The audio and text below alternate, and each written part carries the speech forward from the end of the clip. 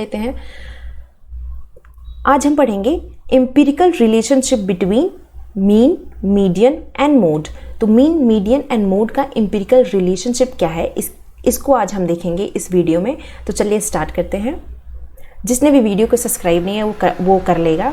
Empirical relationship क्या होता है मीन, मीडियन एंड मोड का? तो सबसे पहले हम क्या देखते हैं कि जो भी हमारा केस है वो मीन, मीडियन, मोड हम कैसे निकालते हैं कि क्या टाइम डिफरेंस है या तीनों एक दूसरे से कैसे रिलेट करते हैं, उस रिलेशन को ही हम बोलते हैं एम्पिरिकल रिलेशनशिप। तो उस रिलेशनशिप को निकालने के लिए सबसे पहले हमें ये रिलेशनशिप आना चाहिए कि मीन में से अगर हम मोड को माइनस करेंगे तो वो इक्वल होगा 3 times of mean minus median. अब इसी को हम रीअरेंज करके जब सॉल्व करेंगे तो हमें मोड के टर्म में अगर सॉल्व करेंगे, सपोज करिए कि आपको क्वेश्चन में वैल्यू दी हुई है, मीन की वैल्यू दी हुई है, मीडियन की वैल्यू दी हुई है और हमें वैल्यू मोड की फाइंड आउट करनी है। तो उसके लिए हम ये यूज़ कर सकते हैं ये रिलेशनशिप कि mode equal to 3 median minus 2 mean.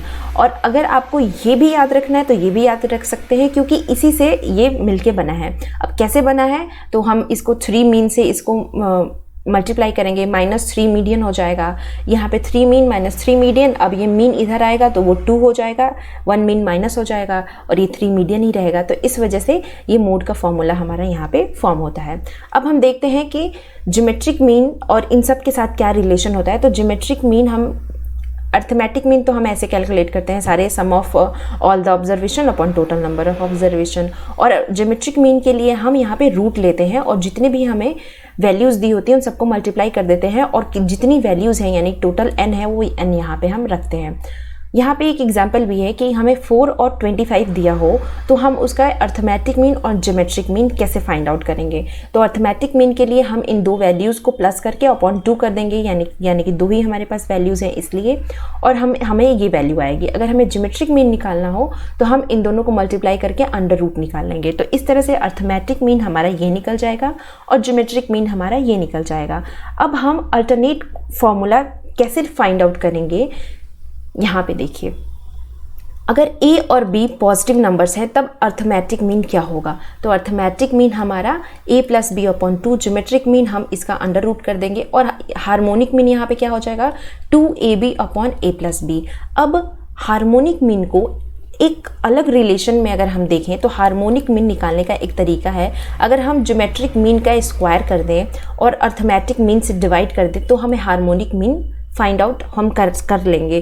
तो एक ये रिलेशन है हार्मोनिक मीन, अर्थमेटिक मीन और ज्योमेट्रिक मीन का, जो आप याद रखिएगा, अक्सर एग्जाम में पूछा भी जाता है। अब हम आते हैं रिलेशनशिप देखते हैं इन सब के बीच। तो ये जो मैंने अभी रिलेशनशिप आपको बताया था कि harmonic mean equal to geometric mean square upon arithmetic mean, वो इसी को उस तरीके से लिखा गया। अब अगर सपोज करिए आपको अर्थमेटिक मीन निकालना है तो आप क्या करेंगे, ज्योमेट्रिक मीन का whole square upon harmonic mean. तो इसी फॉर्मूले को आप लर्न कर लीजिए, इसको आप इंटरचेंज करके सबकी वैल्यू फाइंड आउट कर सकते हैं।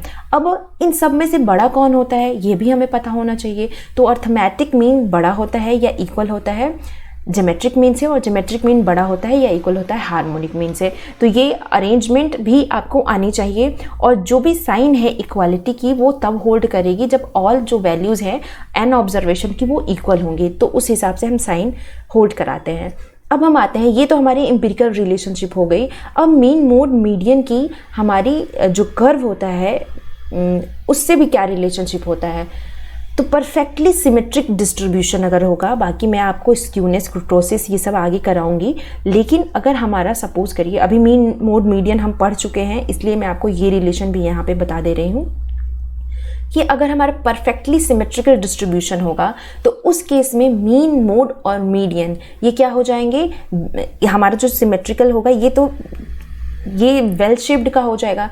सिमेट्रिकल का मतलब होता है कि ये बीच की लाइन से ये वाला पोर्शन और ये वाला पोर्शन एक दूसरे के इक्वल ओवरलैप कर ले, और इस एसिम्प्टोटिक का मतलब होता है इन्फानाइट। तो ये जो टेल है ये कभी भी इसको टच नहीं करेगी, ये इन्फानाइट टेल है। एसिम्प्टोटिक बार बार इकोनोमेट्रिक्स में भी यूज होता है, तो उसका मतलब इन्फानाइट या लार्ज वैल्यूज होती हैं। अब यहाँ पे ये वेल शेप्ड का होता है, और ये जो मिड पॉइंट है वेल शेप कर्व का, यहाँ पे मीन मोड मीडियन एक दूसरे के एकदम इक्वल होंगे जब भी हमारा परफेक्टली सिमेट्रिकल डिस्ट्रीब्यूशन होगा। और हमारा मीन जो है ये 0 होगा नॉर्मल डिस्ट्रीब्यूशन में और वेरिएंस 1 के इक्वल होता है। अब हमारा सपोज करिए कि हमारा पॉजिटिवली स्क्यूड हो गया है, यानी कि जो हमारी ये टेल है ये पॉजिटिव साइड से ज़्यादा स्क्यूड हो गई, यानी कि अगर हम नॉर्मली ऐसे बनाएं तो कुछ ऐसे बन गई। अगर हम देखें कर्व तो हमारी ऐसे बनती है, लेकिन जो हमारी टेल इधर साइड से ज़्यादा झुकी हो तो हम उसको बोलते हैं पॉजिटिवली स्क्यूड। पॉजिटिवली स्क्यूड में मीन मोड मीडियन का क्या डिस्ट्रीब्यूशन होता है, मीन को हम x बार से डिनोट करते हैं, तो यहाँ पे x बार लगा लीजिएगा। इसमें हम क्या करते हैं, पॉजिटिवली स्क्यूड में हमारा मीन जो है ये सबसे बड़ा होता है, उसके बाद मीडियन, उसके बाद मोड आता है। और ये किधर साइड से झुका होता है, ये हमारा राइट टेल ज़्यादा झुकी होती है, तो हम उसको बोलते हैं पॉजिटिवली स्क्यूड डिस्ट्रीब्यूशन, जहाँ पे mean is greater than median is greater than mode. अब हम आते हैं निगेटिवली स्क्यूड किसे कहते हैं, तो इसी का जस्ट अपोजिट, जब हमारी फ्रीक्वेंसी डिस्ट्रीब्यूशन में नॉर्मल डिस्ट्रीब्यूशन जो है वो उसका जो लेफ्ट हैंड टेल है वो बहुत ज़्यादा झुका हुआ होता है एक साइड से, उसको हम बोलते हैं निगेटिवली स्क्यूड डिस्ट्रीब्यूशन, जिसमें मोड बड़ा होता है मीडियन से और मीडियन बड़ा होता है मीन से, जिसको हम इस तरह से डिनोट करते हैं। तो ये हमारा डिनोशन है निगेटिव स्क्यूड के रिलेशनशिप को देखने के लिए। अब यहाँ पे सबका सम अप करके आप देख सकते हैं कि इसको हम सिस्टमेटिकल डिस्ट्रीब्यूशन बोलते हैं, जहाँ पे मीन मोड मीडियन ये तीनों एकदम एक लाइन पे आ जाती हैं। इसी को हम एकदम परफेक्ट या सिस्टमेटिकल डिस्ट्रीब्यूशन बोलते हैं, जहाँ पे किसी भी तरह की कोई भी स्क्यूनेस नहीं पाई जाती है। वहीं पे निगेटिव स्क्यूड उसे कहते हैं जब हमारा जो ये वाला टेल है ये कुछ ज़्यादा ही ऐसे झुका होता है, तो हम उसको निगेटिवली स्क्यूड बोलेंगे। और पॉजिटिवली स्क्यूड तब बोलेंगे जब हमारा इधर वाली ये नॉर्मल कर्व की इधर वाली टेल ज़्यादा झुक गई होती है, उसको हम पॉजिटिवली स्क्यूड बोलते हैं। अब पॉजिटिवली स्क्यूड में क्या होता है, हमारा मीन ग्रेटर होता है मीडियन से और ये मोड से ग्रेटर होता है, और इसमें मोड ग्रेटर होता है मीडियन से और मीडियन ग्रेटर होती है मीन से। तो ये हमारा रिलेशनशिप है। दो तरह की रिलेशनशिप के बारे में आज हमने देखा, एक तो एम्पिरिकल रिलेशनशिप क्या होता है, और ये एक हमारा सिस्टमैटिकल डिस्ट्रीब्यूशन में मीन मोड मीडियन की क्या रिलेशनशिप होती है, इसके बारे में आज हमने समझा। आई होप आप लोगों को वीडियो अच्छी लगी हो। अगर अच्छी लगी हो तो अपने फ्रेंड्स के साथ ज़रूर शेयर करिएगा और वीडियो को लाइक एंड सब्सक्राइब ज़रूर करिएगा, तभी मोटिवेशन मिलेगा मुझे कि मैं और अच्छी वीडियो आप लोगों को प्रोवाइड करूं। तो thank you so much and stay tuned for next video.